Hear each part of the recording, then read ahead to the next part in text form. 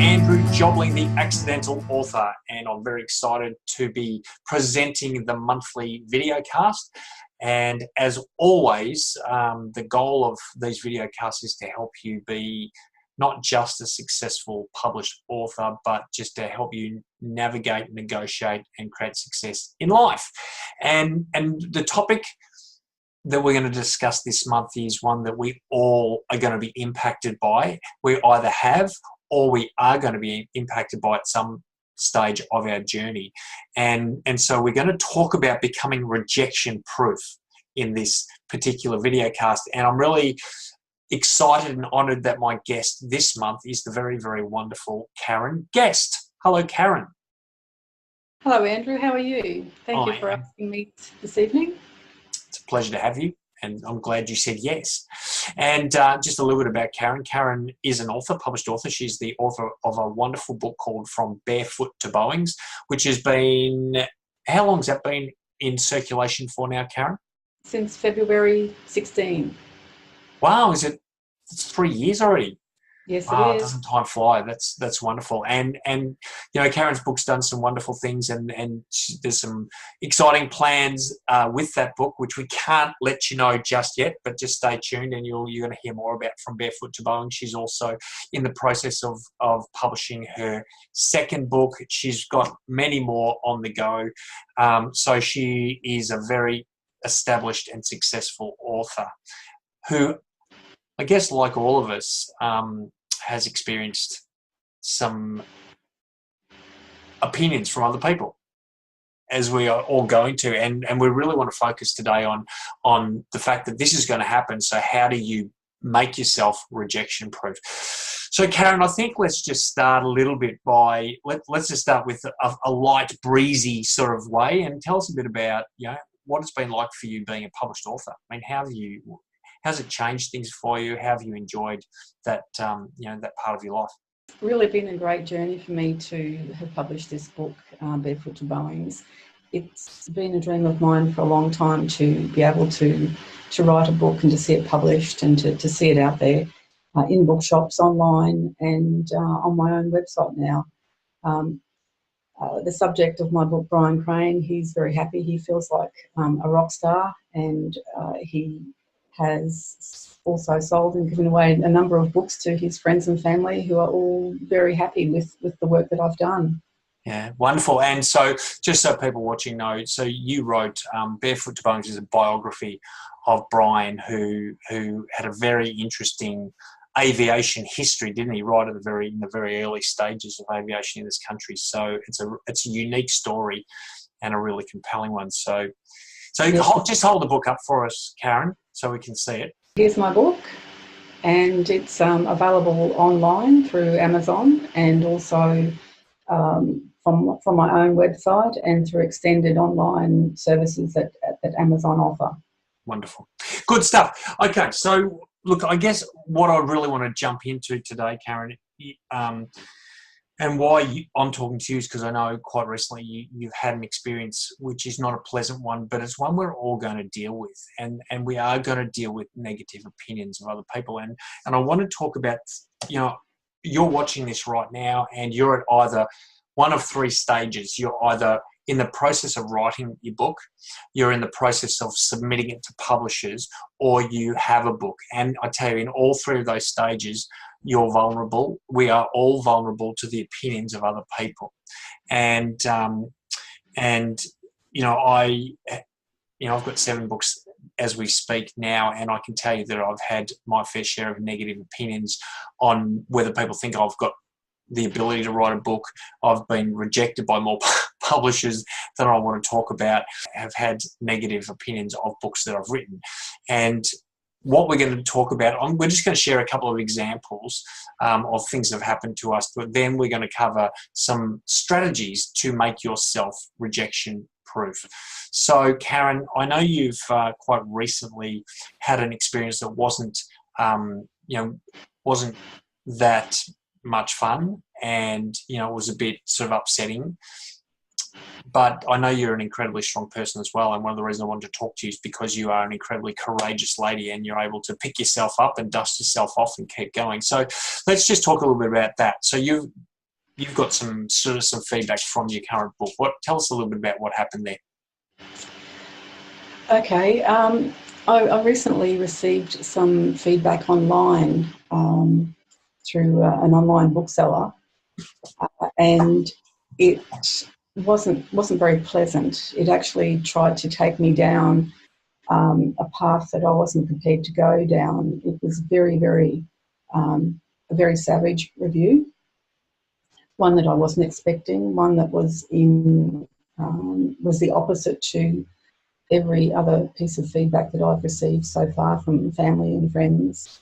Even publishers have said to me that it is a nice story, but they weren't quite willing to go with it, and that's fine.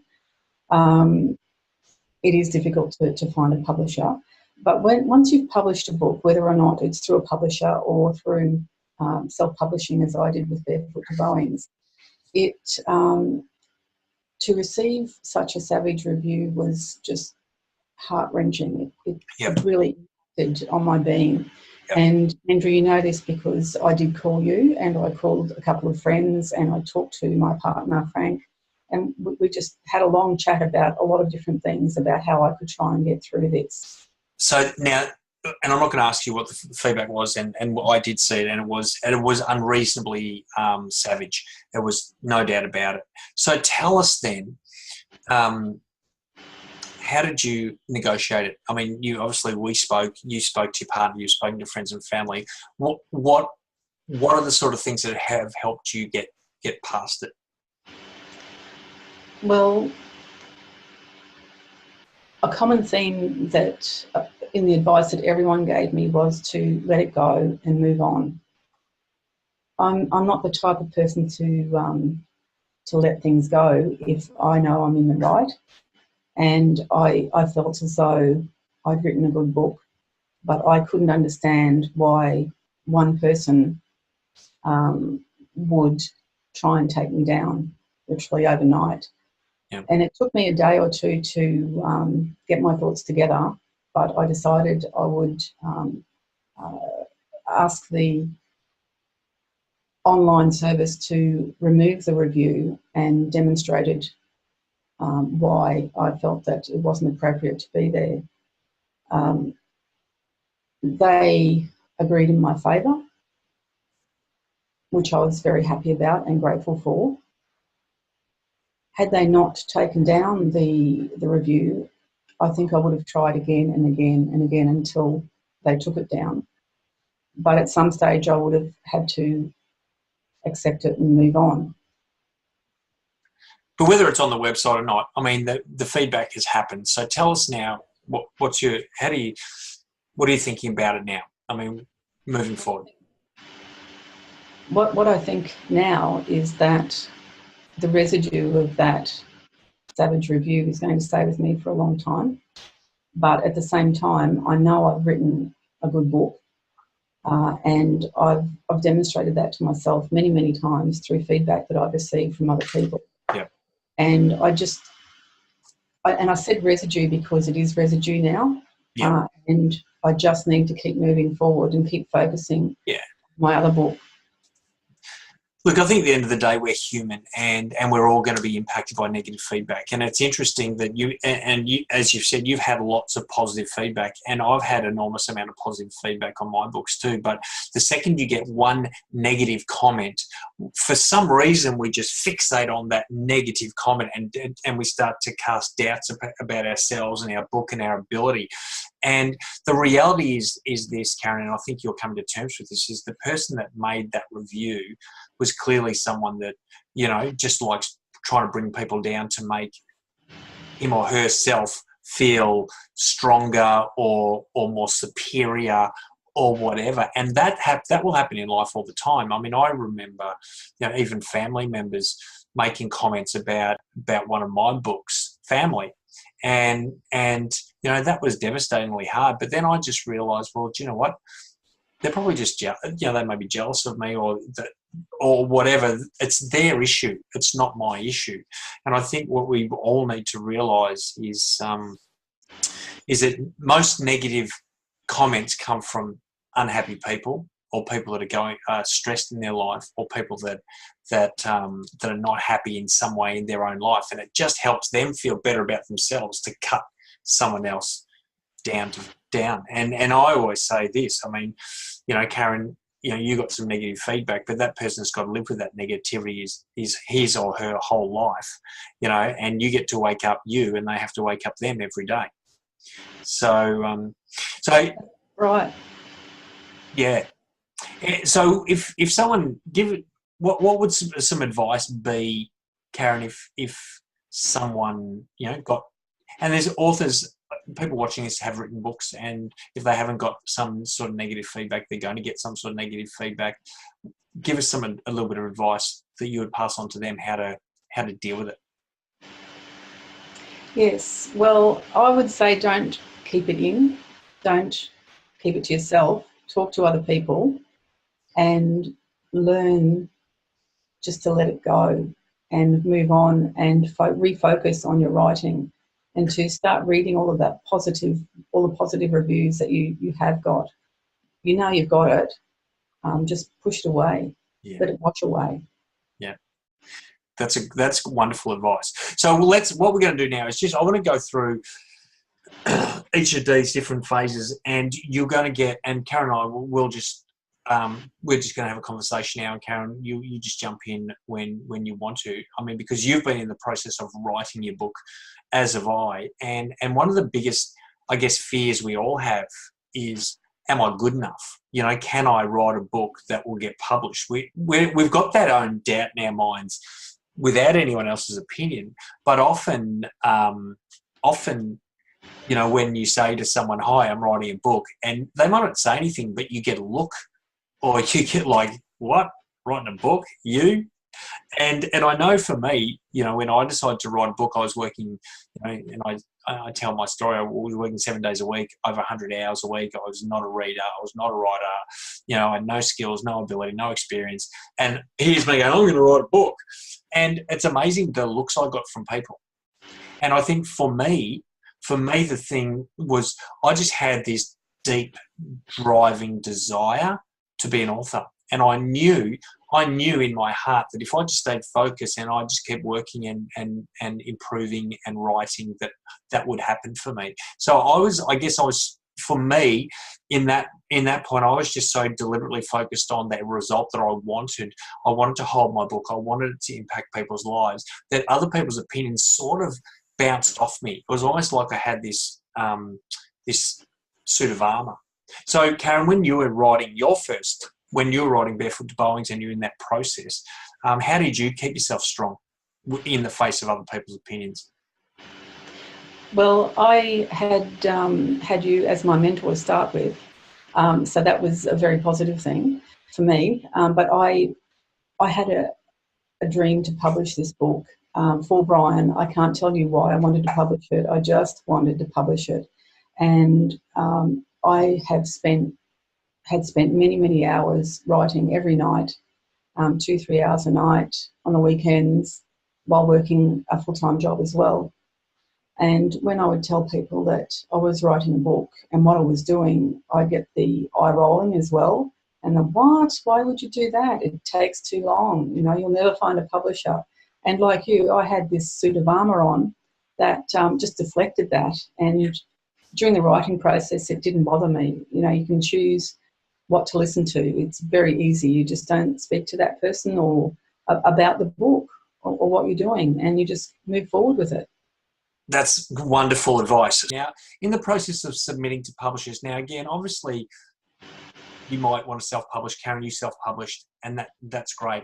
There's not so much the rejection from publishers, but I know that I've published all of my books, and traditionally, and I have been rejected by so many more publishers that have accepted. I've got 7 books now, but I've been, and I think I've had 4 publishers I've used. I've been rejected by hundreds of them, and that can be really hard to take as well. And you know, your choices are you keep submitting, or you can choose to self-publish, which Karen, I know that's what you did, and you did incredibly well. And you know, and that's okay. But I think we're in the publishing process, and I know there are people watching this right now that are going through that publishing process. I think the key to remember is, you know, number one, rejection is always part of success. You can't get, you'll never get, you know, positive response from everyone, and you only want one. So the goal is just to focus on the one. Just keep going. And you know, I use J.K. Rowling all the time. You know, Harry Potter was rejected by 40 publishers. 40 publishers said no, and it would have been so easy at any point in that process for her to give up and go, oh, I'm no good, my book's no good, my story's no good. But she knew in her heart it was good enough, and she just kept going. So again, it was that real focus and just knowledge that she's just looking for one. That's all I want. So I'll keep going no matter how long it takes. So Karen, tell us a little bit about, I mean, your publishing journey, because I know you have submitted to some traditional publishers and then you ultimately decide to self-publish. Tell us a little bit about that process. Okay, well, you would think that trying to find a publisher wouldn't be that hard. But when there are so many people writing and wanting to publish books these days, it's a lot harder than what you actually think. So you've written this wonderful book. You want to find a publisher, and you start developing your lists. You take the time to read their submission guidelines. You tailor every submission to what their guidelines are. Depending on how you submit it, you might get an acknowledgement, and then you'll hear nothing but crickets for a long time. You keep submitting and you hear nothing. You submit, you hear nothing, and you just keep going. And after some time, you know, you just stop worrying about it. You just keep going until you find a publisher, or you do what I did and self-publish, but I published for a very specific reason. Yeah. I didn't find, initially I found the rejection process or the whole submission process quite daunting, and it used to upset me in the beginning, but it doesn't upset me so much anymore. I have actually received an offer from a publisher for my current book. Wonderful. But thank you, Andrew. But I've chosen not to take it up for some specific reasons, which I don't think I need to go into here. But you just have to remember, at the end of the day, you want to publish your book, and it doesn't really matter how you get it published. You've just got to get there if you've got that desire. Yeah. So just again, I think the message is pretty strong here. You've just got to keep going. Just got to keep focused. Now, if you choose to self-publish, that's okay. It's a choice and it's not a failure. And I think some people think, oh, you know, I didn't get a publisher, so I chose to self-publish. That's not a failure at all. That's still an amazing achievement. And there's reasons why people will self-publish. And I think you just got to make sure you're making the right. I believe you make it for the right reason. Just because you're getting a bit of rejection, to then just resign yourself to self-publishing, I think is the wrong choice, because I think rejection is what makes us stronger. And with my book Dance Until It Rains, which is the book I wrote about my mum, that was such an emotionally strong desire for me to get that published, and that's the one that got rejected the most, and that was the one that took the longest. But in my heart, I was never, ever giving up on that. I knew there's a publisher. I knew it. I didn't know how long it would take. I didn't care how long it would take. I just kept going. And I think rejection-proofing yourself just means resigning yourself to the fact that there's a process, and you're not counting the cost. You're not counting the rejections. You're focused on that one answer that you want, and you'll keep going until you find it. So the third period is when you're a published author. And, you know, the risk of being a published author is that you put yourself out there, you know, and you are vulnerable, Karen, right? I mean, you were vulnerable, and I can't use the word I want to use, but some person who didn't feel very good about themselves thought they would make themselves feel better by tearing you down a little bit, and that'll happen. You know, I've had plenty of negative feedback on books, and it does hurt. There's no doubt about it. But I guess the most important thing is you've got to focus on the positive, try and focus more on the positive than on the negative, and give it perspective, because at the end of the day, not everyone's going to love your book. I mean, I'll just tell one little story that it's quite humorous. When I first published Eat Chocolate, Drink Alcohol and Be Lean and Healthy, I was often going into gyms to try and organise talks and stuff like that. So I'd go into the gym and I'd, take a copy of my book to give it to the manager or whoever I was speaking to. And I was standing in the gym at reception one day, and I was holding a copy of my book in my hands, and I always hold a cover out so people walk past and it's a bit of an attention grabber. So I was standing at reception, and this personal trainer walked past, and she had a look, and then she stopped and she had another look, and she stopped walking and she came over to me and she looked at the book and she said, "What did you think?" So she was asking me what I thought about the book. And I said, "I liked it." And she goes, "Yeah, I read, didn't like it at all." And I just, I could have said to her, "Well, I'm the author," and made her feel bad, but I thought, well, I didn't. Not everyone's going to love it, and that's okay. You can't make everyone happy. I know that book has impacted lives. Karen, like yours, has impacted lives. So the fact that there's one or two or a handful of people out there that don't like it, in fact, might even hate it, that's life. What people think about our book or us is really none of our business. So I think, I guess just to wrap up this conversation, I think the first thing, Karen, you would probably agree, and I'll ask you again just for your final thoughts, but we've just got to be strong enough in our own self-belief and what we're doing that, if someone gives us their opinion, we can take any positives out of it, if there are any, and use that for us to improve, or we can just disregard it. And I know for you that, that feedback you got, that was just all for the trash can. There's nothing there that was useful for you.